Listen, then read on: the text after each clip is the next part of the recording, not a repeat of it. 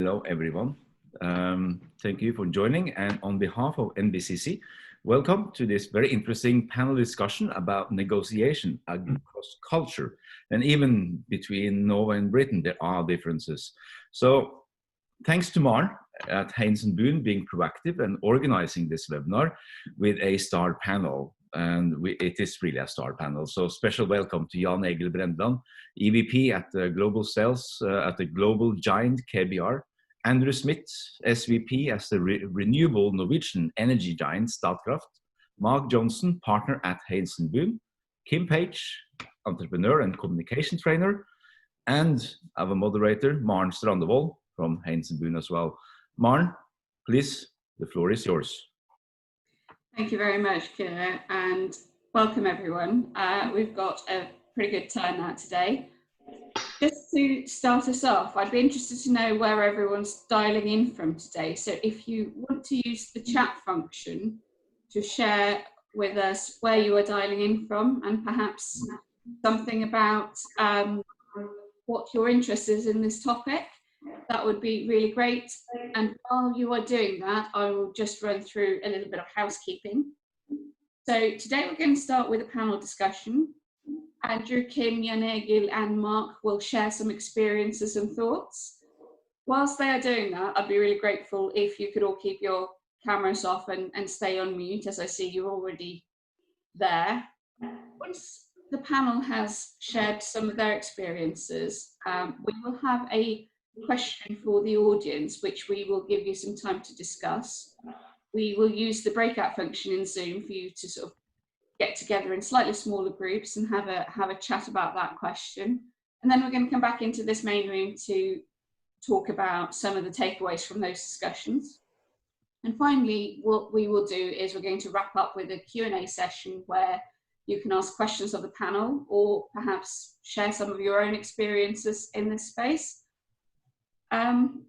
So without much further ado, I'm going to hand over to Jan Egil, who is going to start us off.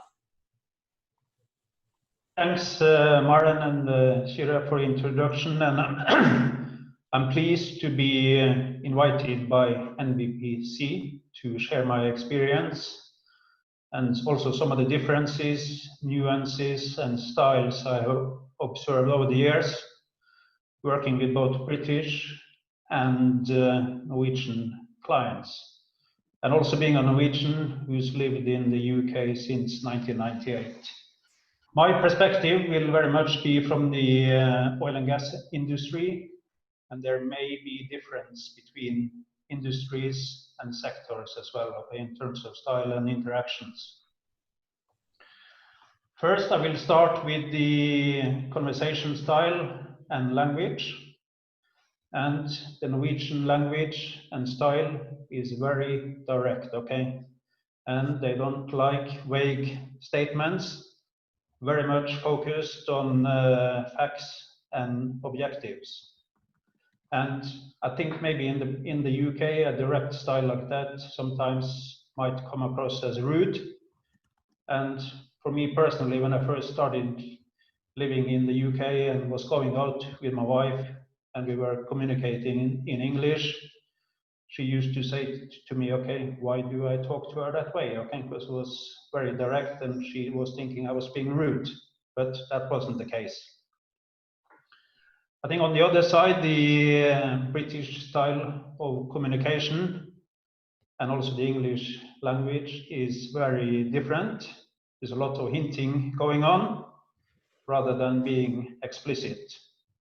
And this can be very frustrating for somebody who likes to get straight to the point, okay? We get Norwegian, Swedish, Danish, Germans, and Dutch. In terms of similarities, both Norwegian and English are soft speakers, and I would say there is not much use of body language either, okay? At least it's very subtle. And then on to meetings and negotiations. In Norway, punctuality is a must. And also at the start of the meeting, there's not much chit-chat going on. Okay, it's very business focused. And in Norway, the negotiations are very focused on creating a win-win situation, and you can almost characterize it as it's a joint problem-solving exercise. Style is very much cooperative, and they open to compromise, but expectation, compromises needs to go both ways. The style is very much, you can say, straightforward and also been described as an honest style. Meetings are very, I would say, structured with a list of objectives which they like to go through in a sequential order. And I think the meetings can be described as being calm, friendly, patient, and persistent.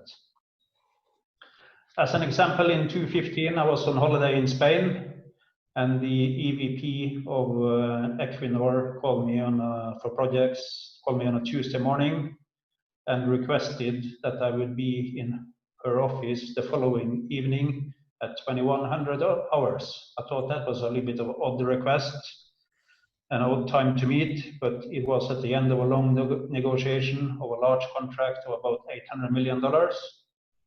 And the meeting was short, not much beating around the bush, and after 45 minutes we had made the verbal agreement and finalized the contract. I would say in the UK, and at least in the oil and gas industry, the approach is very much the same in terms of creating win-win situations and openness to compromise. How we get there may be different, and the negotiations may be less structured than in Norway. And as an example, a long time ago, I was flying from Luanda to Johannesburg to return to London, and whilst I was sitting in the airport in Johannesburg, one of the executives from BP called me and said, "You have been selected for a contract. We need you to start on Monday, but we will not be able to formalize and sign a contract before another 2 weeks." So based on trust and relationship, we started, and then 2 weeks later we signed the contract. Another thing, I think neither the Brits nor the Norwegians like haggling. And maybe this is an understatement. You said I should rather say both dislike it. And to get to the final price, it may take many meetings, but from the initial offer to the final contract, you shouldn't expect the price to move more than 10%. In Norway, contract signings are a big deal, as a strong confirmation of commitment, and there are speeches, interviews by business media. It might be televised, politicians attend, and you always celebrate it with coffee and marzipan cake. So that's a very Norwegian thing. And when it comes to dinners in Norway, it's not normal to discuss business over dinner, okay? And people say you should never discuss business over dinner. And finally, the dress code in Norway is probably a lot more relaxed than in the UK, and people tend to dress up for dinner rather than dressing up to go to the office. So that was a few things I wanted to share with you today. So Maren, back to you. Thank you very much, Jan Egil. That was really interesting. I think we are now going to hear from Andrew. Yeah, hi.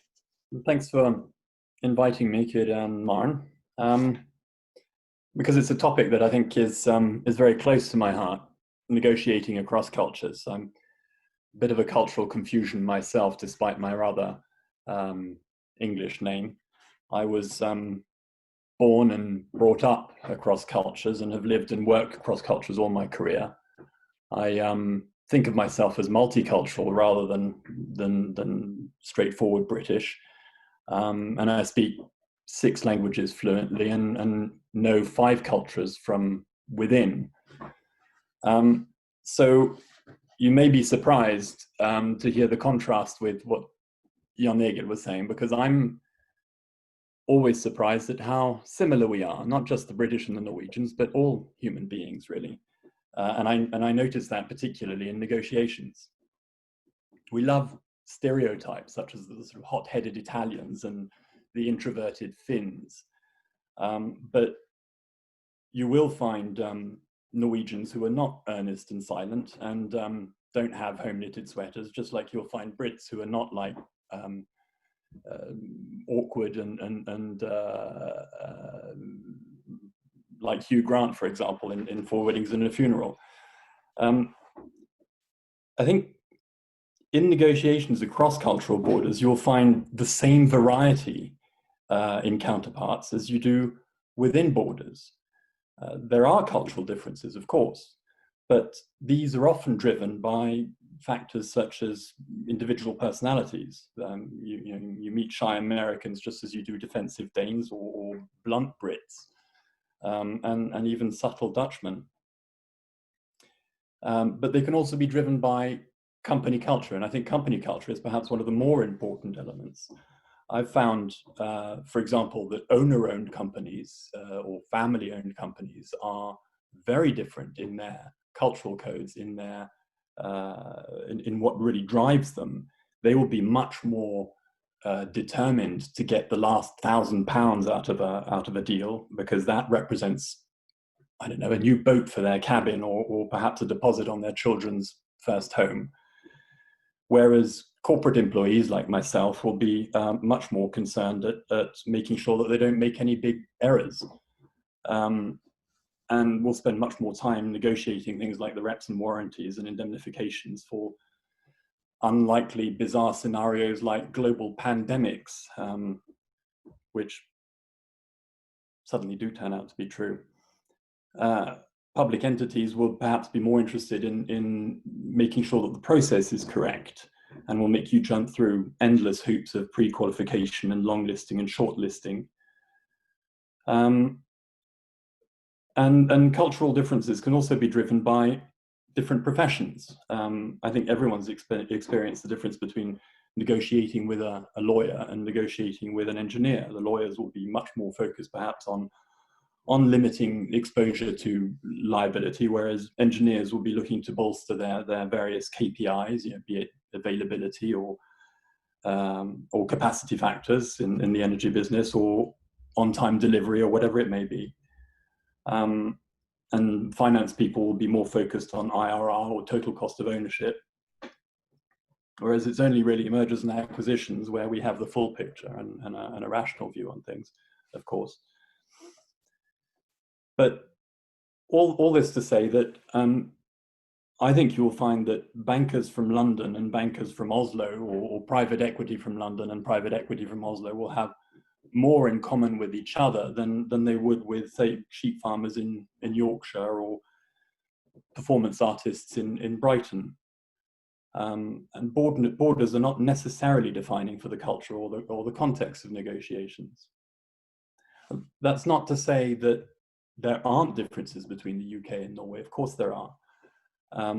However, I think very often these are much more of a sort of technical nature, and you can learn these codes very easily, such as avoiding meetings after 4 o'clock in the afternoon Oslo time, or avoiding deadlines in July because there's no one here. And I think perhaps the biggest obstacle is language, particularly for native speakers. We forget that Norwegians speak excellent English on the whole, but they're not native speakers, and they don't necessarily understand colloquialisms and slang. So make sure you get your message across clearly. So my best advice really is to get to know your counterpart well and find out what really motivates them and what their real drivers are. And if you understand these, I think they're universal. Fantastic. That was really interesting, Andrew, and an interesting counterpoint to Jan Egil's presentation. So it's good to hear some different perspectives. I'm going to turn over now to Mark. Thank you very much, Maren, and good morning, everyone. I'd like to start as with the other speakers, to thank NBCC for inviting me to be part of this panel event. I am a transactional lawyer, so I, as Andrew said, have a particular view in relation to negotiating and looking at liabilities. But this is actually my second career, as a number of you may already know. And so I spent a number of years in the Royal Navy, traveling around the world, working and living in different cultures, speaking different languages. And so I have a lot of experience of cross-border and cross-cultural differences. And I very much echo a lot of the sentiment that's already been said. From my own experience, interestingly, I do find it almost impossible to avoid starting any form of negotiation or meeting with a new party, so somebody who I haven't met before, without some form of stereotype coming into my mind. An example, if I'm going to have a negotiation with an Englishman, I almost invariably expect that I'm going to go into the meeting, I will have a fairly short but pleasant conversation, including the weather, before getting to the matter in hand.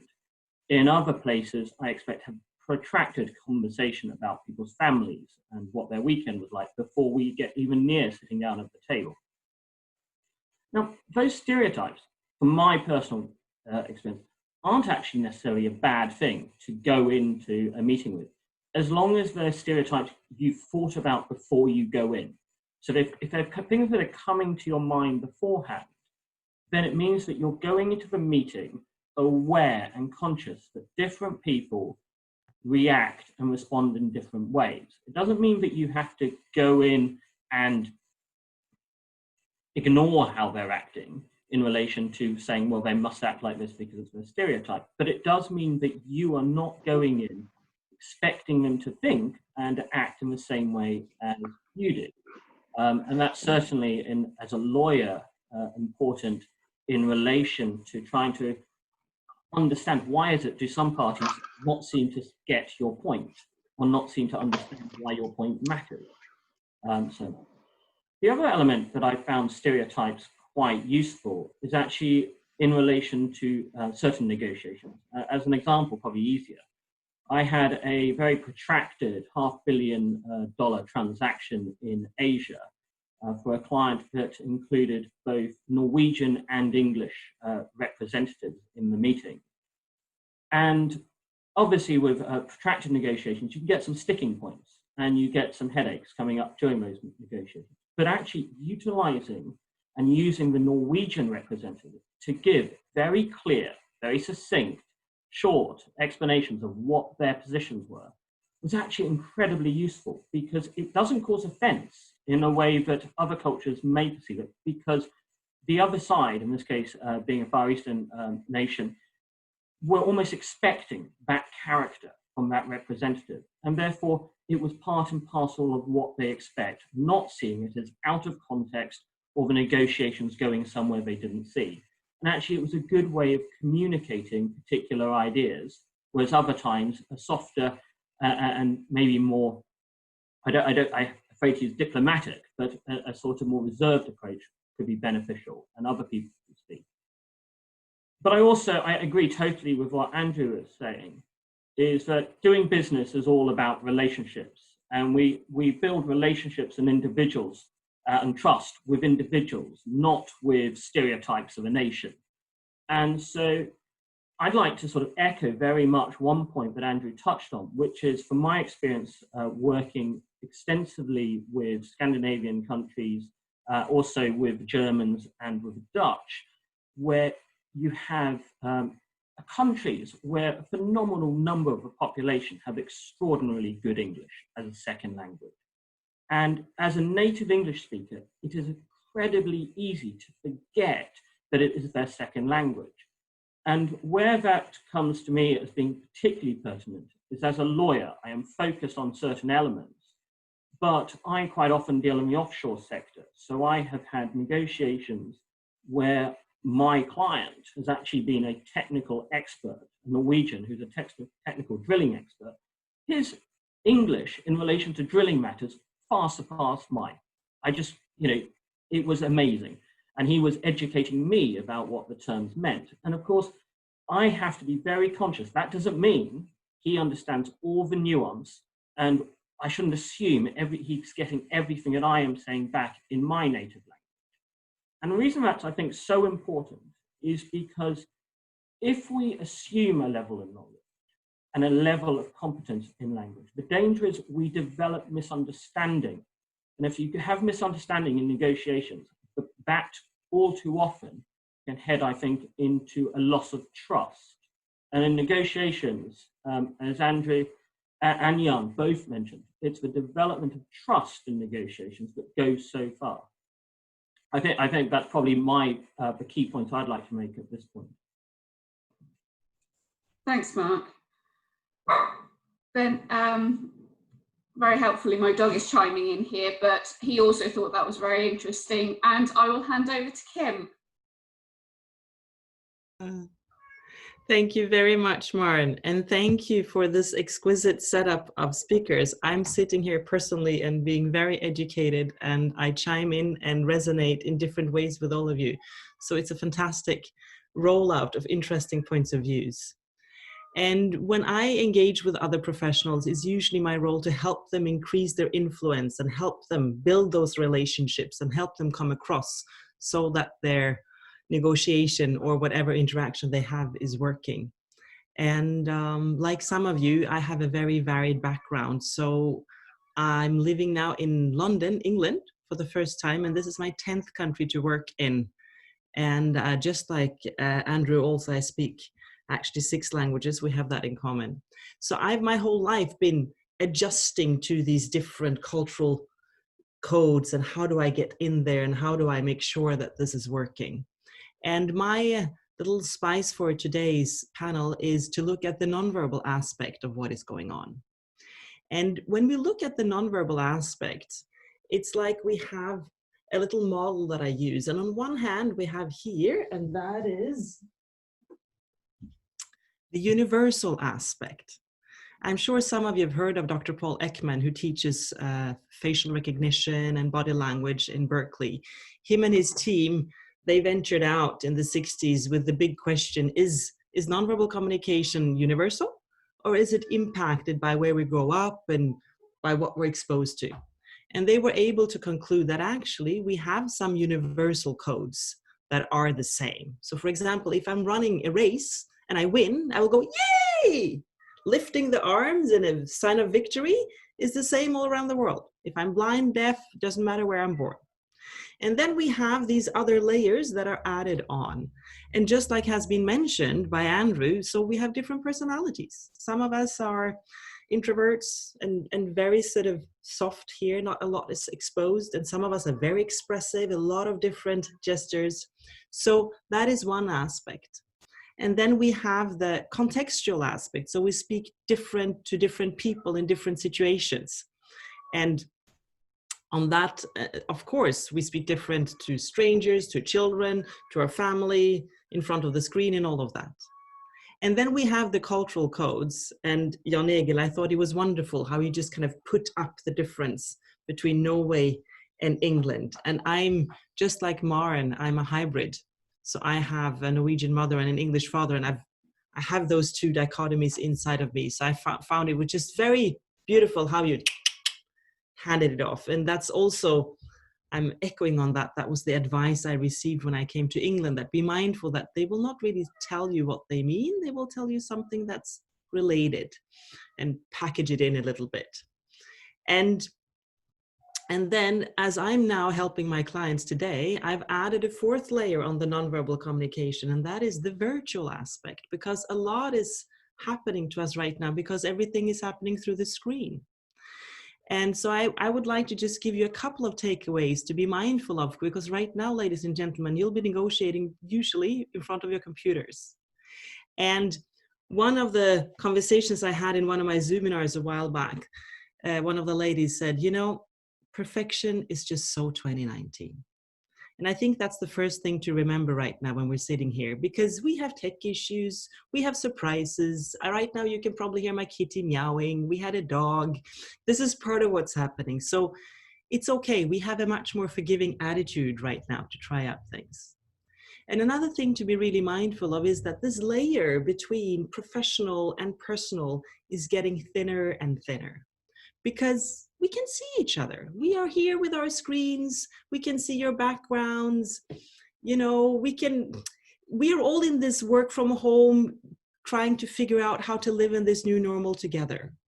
And what is getting more and more important right now is to lean into that, and to lean into the realness, and to allow what is happening to be there.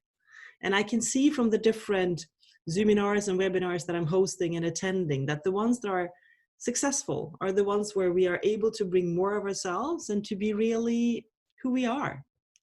And of course, at the same time, we are professionals. I'm here as a communication trainer. I'm sitting here with this handful of exquisite negotiators and lawyers, and we are all having our roles. And at the same time, we're in a time right now where we need to bring ourselves in. And I would like to end with a quote by an African-American poet, Maya Angelou, which I'm sure some of you have heard. And this is about what happens when we're trying to build those relationships. And she says, people will forget what you said. People will forget what you did. But people will never forget how you made them feel. So maybe we all find our right kind of loud, our right way of connecting, and our right way of finding our win-win solutions for each other. Thank you, Kim. And thank you to all of you. That has been a very insightful discussion, and there's been some great experiences there that you have shared with us. Now, as I said in my introduction, we are going to ask you as attendees to think about a question, because with all of this, we've talked about how we negotiate, how there might be some differences and some similarities. And the question really is, now that we are dealing with COVID-19, and it sort of goes back to a point that Kim made, does it change when we are negotiating online, when we are communicating via video link? Does it change? Does it level the playing field? Do we become more tolerant? Helle, as you were speaking, I'm going to pick on you first. Would you mind sharing with us a little bit about what your discussion was and where that on and how that went? Well, there was only two of us there. We had a lovely chat. I'm a translator and interpreter. I run a translation agency, and I had a lovely chat with Helen Brown, who does tax and so on in Aberdeen. So we found a connection there with Aberdeen. I do a lot of work for companies up there. So we had a lovely connection. I think. What I would love to hear more about, if anyone would like to add in, is the use of different languages in negotiations. There tends to be English only. If someone would like to share their views on how, if there are any benefits using different languages or disadvantages. So that sounds great, and we'll pick that up in the Q&A session once we turn it back to the panel. Before that, I'd like to pick on someone else. William, you're on mute. I knew you were going to pick on me, Maren. Can you hear me? Yes, we can. I mean, we were talking about obviously the effect of the video conferencing, and I think the general view was that it made, you know, you weren't 100% there. You might be 80 or 90% there, but actually for the more difficult discussions and the more difficult negotiations, particularly where there's a dispute or important differences, then that last 10 or 20% is increasingly important. So possibly it's going to make it harder for the more difficult discussions, but we also, I think, recognize that over the years, face-to-face meetings and face-to-face discussions, rather than everything being in text, by email, has reduced anyway. So the amount of sort of, visual and verbal communication possibly has been dropping anyway over the years, and that's possibly not helpful. Great. Thank you. I think it'd be nice to hear from one more. Daniel, may I pick on you? Yes, I was in the same group as William, so I don't know if I have any or as much more to offer, but yeah, we were talking about the last percentage where you kind of want the personal touch, but I absolutely believe that video and digitalization can and will become a much more huge factor in terms of negotiations and the relations between people, companies, etc. Yeah. Thank you. I'm sorry for picking on you when Rose probably already said what there is to say. No worries. One more then, seeing as you were from the same group. Philip, would you mind sharing with us? Yeah, I certainly can. I've tried to, I'm not being unsocial. I've tried to start my video, but I'm being blocked for whatever reason. Maybe it's the lacking tidiness. Start my video. Okay, here we go. And we indeed discussed this. I was in a group with Roger and Richard, and we did indeed discuss the aspect of maybe this, that you are now coming into my office.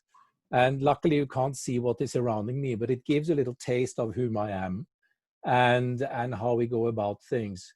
We're also discussing briefly about the efficiency of things. And I mentioned one of the big banks in London said that in certain business divisions, they had a 40% increase in efficiency. So I think we will never go back to the old normal. And I think the opportunity is now to find out how things play out in this new world. It was you, Roger, wasn't it, that mentioned that the real estate agents in the rural areas are now getting a massive increase in requests for housing in the rural areas because people understand there is a new way of doing business. Now, what that will mean for negotiation, as is the main topic for this session, I think we have to see how all of that plays out. But I think we're 80 to 90% there. I think that is right. But that aspect of the human touch, having the beer after the meeting, or not necessarily before the meeting, the coffee before and the beer afterwards, isn't it? But you know where I'm coming from. But it's a fascinating space. So thank you so much to Kira and team for setting this in place. Thank you very much. And it is interesting, and it's a learning curve for everyone. And I think, and one of the reasons we wanted to do the breakout rooms today is to add in a little personal touch, because we're obviously conscious that when you do a webinar, there's an awful lot of sitting there and listening when people are talking at you. But hopefully by use of the breakout rooms, you were able to have a little bit more discussion and a little bit more engagement. So I think, I hope you all enjoyed that. And we're now going to open up for some questions to the panel. And we will start by perhaps going back to Hella's question, which is, what about language? Why are we always defaulting to English? And would there be benefits in trying other languages? Which is a very interesting question. And we have quite a few linguists on the panel. So Andrew, as someone who speaks 6 languages, what's your thought? Well, English is the lingua franca. There's no getting away from it. Possibly Latin 2,000 years ago had the same function. I make a point of speaking the local language, certainly in informal settings, the beginning of meetings when you're not talking about specifics, but prefer to speak one of my main languages when getting down to specifics, just to make sure that I'm being very clear, that I get the nuances across and the accuracy across of what I'm saying. But what I very often suggest is that people speak their own language, so that the counterpart can speak Portuguese, and I'll speak English, and that works very, very well indeed, in fact. But the point of speaking in informal settings and speaking someone else's language is about building that trust that I can't remember who it was who was mentioning, which I think is very important. And Mark, can I pass this one to you as well, because this is something that you raised when you were talking, is, you know, the assumed level of knowledge, and do we think that English gives us enough common ground, or are we perhaps falling into a trap? I think that I echo very much Andrew's comment that it is when I'm dealing with the nitty-gritty as an English lawyer, I'm going to stick to the English language, because I wouldn't be doing an English law contract in another language, and so it's going to be that point of English. But it's in relation to where things can get lost. I don't speak six languages. I speak two to the level that I can work and live in the countries without a problem professionally, and that is English and Dutch. And interestingly, I have found working with Dutch side, when the other side or Dutch group are speaking amongst their group in their own language, quite often if I'm sitting on the other side of negotiation, and then they'll say their point, I'll realize that their point isn't quite the point they're trying to make, because I've heard, you know, they're using their language, but actually there's a nuance in the Dutch language, which doesn't come across in English translation of the equivalent word.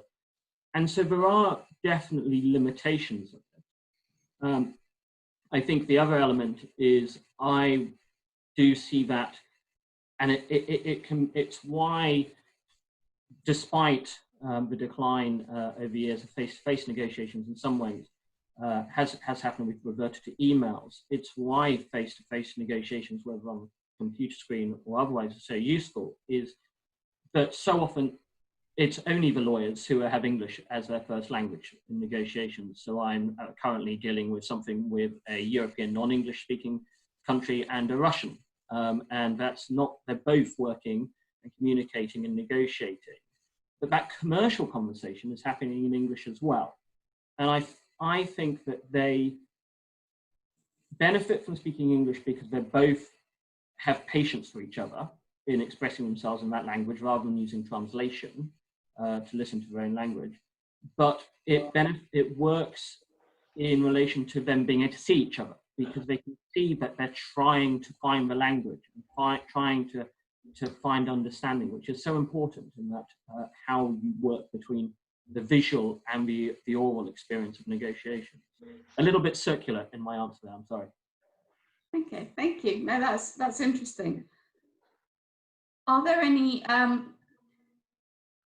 does anyone have any other aspects of negotiation that they would like to? A couple of points on that. I often sit in a meeting in the UK where there are 7 Norwegians and I am the only Brit. And that engenders a feeling of inadequacy to me. So that's just one side of the situation. And secondly, I've lived and worked in both Holland and Norway. And my experience is that countries who have a small total worldwide number of people who speak their language, their English is generally excellent. And one time when I was working in Holland, I had a Dutch secretary who, needless to say, was totally quadrilingual, I think, English, French, German, and Dutch. And I used to start the office every morning at 8 o'clock and say, okay, we're going to speak Dutch today. And the longest time we went speaking Dutch was till about 8:10. And then she said, this is far too hard, so let's carry on in English. That's a great perspective. Thanks, Roger. Patrick, you have your hand raised. Do you also have a question? Yes. I can't get into my picture, by the way. That was not my question, because it seems to be locked centrally. But there could be good reasons for that. Hey-ho. Hi. I think one of the things, I'm a corporate lawyer too, one of the things that I think we often forget, we were talking about visuals and a lot of the decline in face-to-face meetings anyway. So from my perspective, these forums are good, and all of the video techniques are good as a way of resolving that, because when you can see someone's face, it is better than just speaking on the telephone, and certainly better than email exchanges.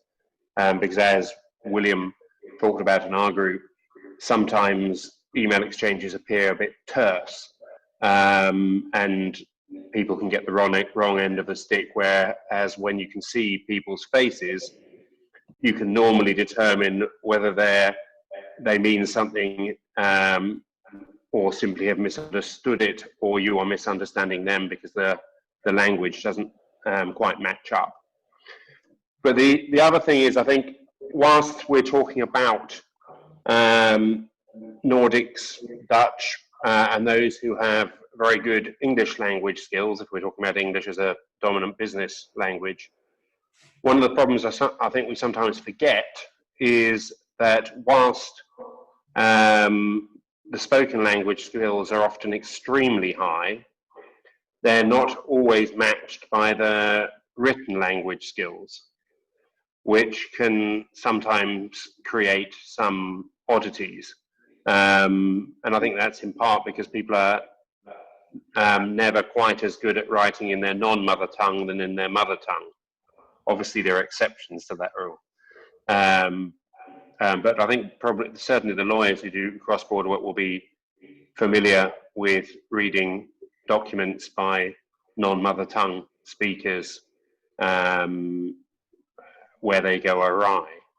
And I think the one last point is, it's always good to have a rule of never assume that people in the room don't understand what you're saying if you speak a different language.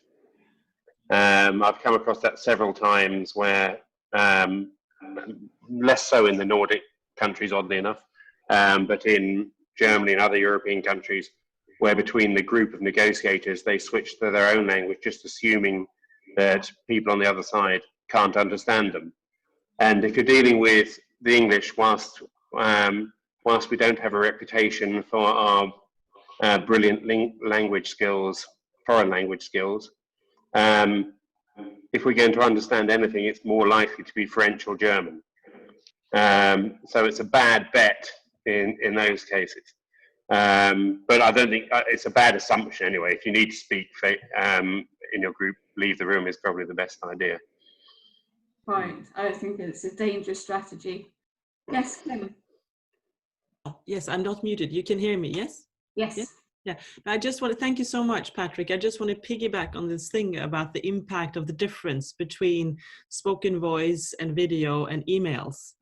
And there was an excellent research done by Chicago Booth, Chicago Business School, that came out here in April that I've used in one of my Zoominars. And they did research around the impact that writing versus voice has.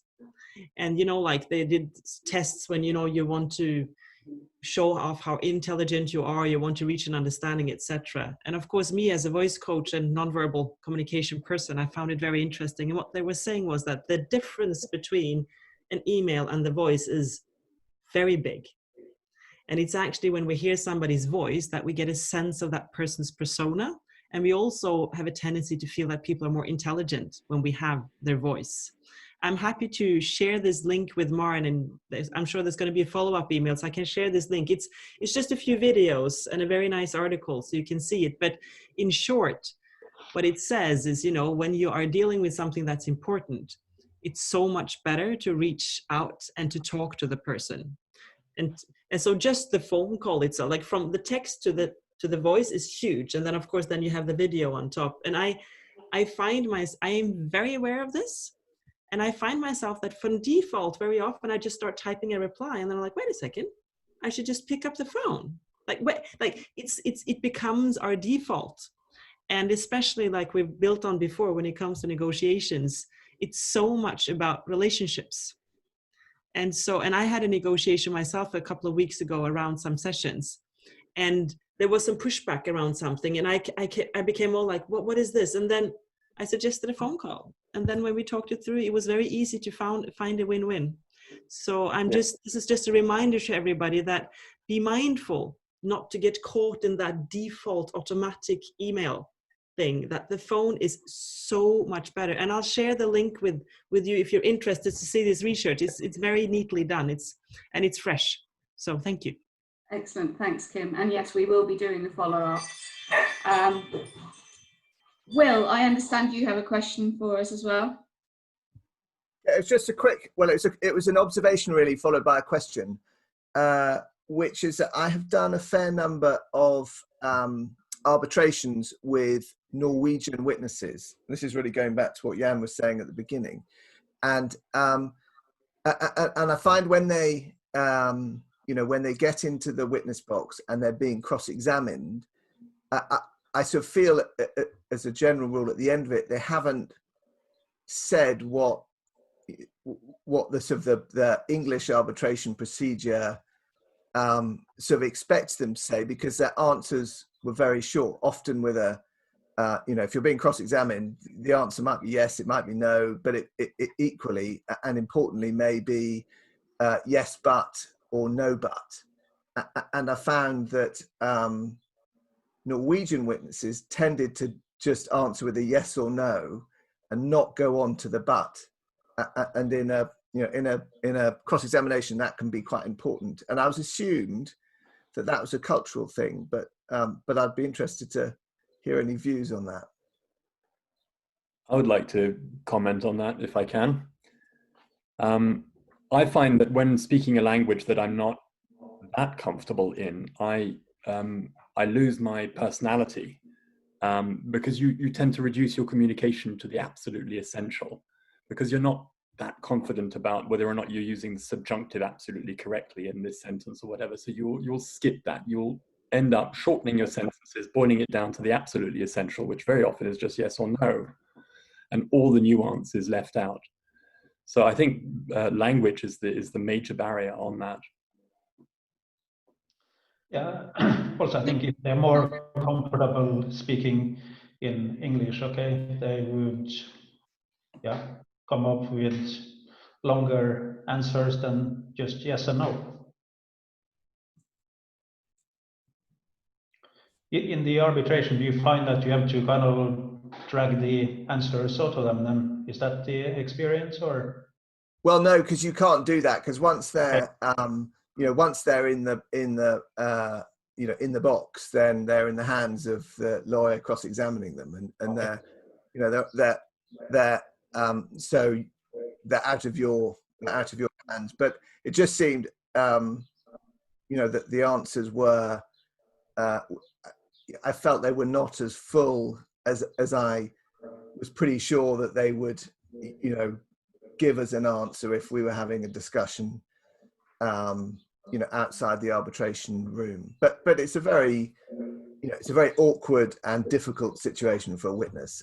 And Andrew's absolutely right. It's even harder when it's not in your first language. But I don't know, Jan Egil, if you're going to agree with me, but you work with me, Will. You know how many words I like to use. Not very many. That's true. That's true. That's true. I think we probably have a ratio of about one. For every one word I say, you'd say 10. That's true, but I think, Maren, no one would say you never gave a full answer. It might be short, but it's full. Fair enough. We have one further question, and I think we just about have time for that. David. Everybody, we work in international relocation, bringing people into the UK from outside. The part we can't do by video conference is showing people the properties, showing them locations. The real problem we find with other languages in the profession is you can't quite sometimes get across concerns about an area or exactly what they're wanting from their new location, which we deal with from all over, which we get less of a problem with Europeans, but particularly when we're dealing from India and China, it's much, much more complex. And there's different concerns that we wouldn't even consider with a location that we just can't do via video chat.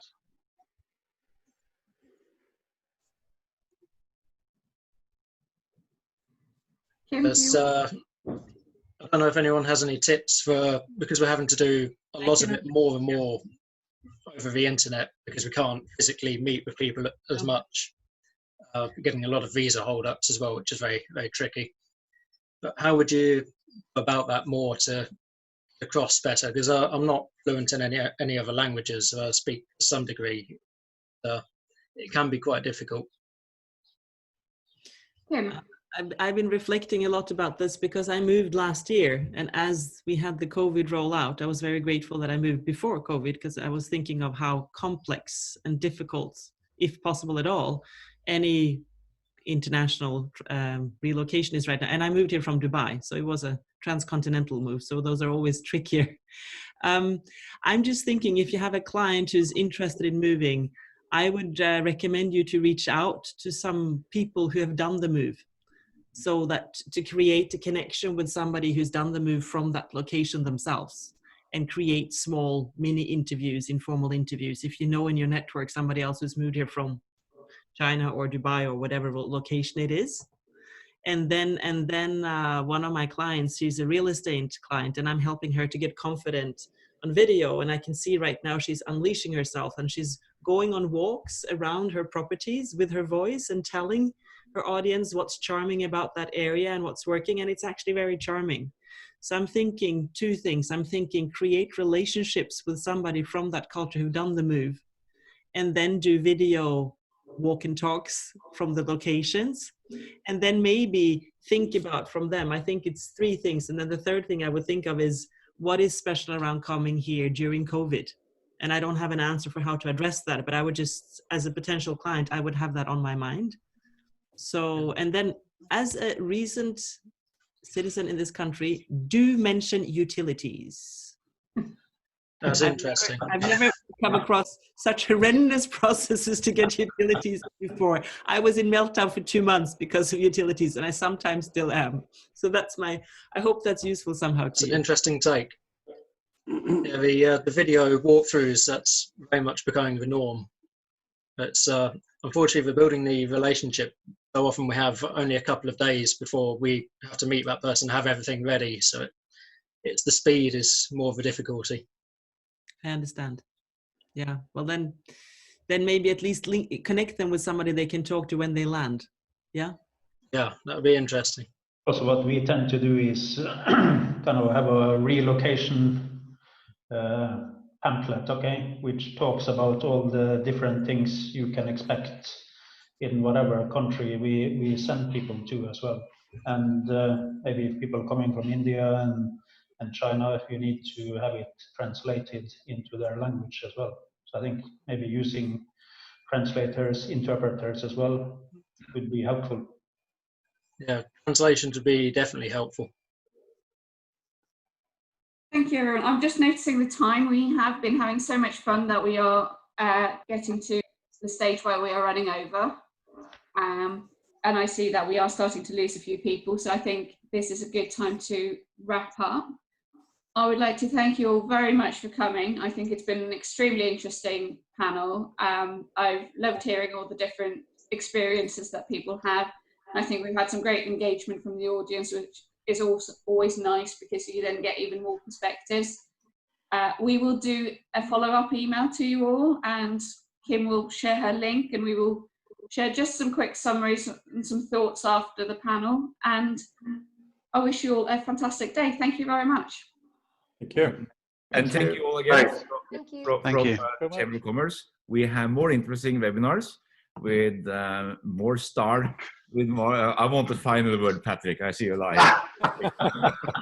So, anyway, thank you so much, everyone. This has been very, very interesting. I hope to see you all back on webinars, or even when we're starting to resume real life sometime down the line.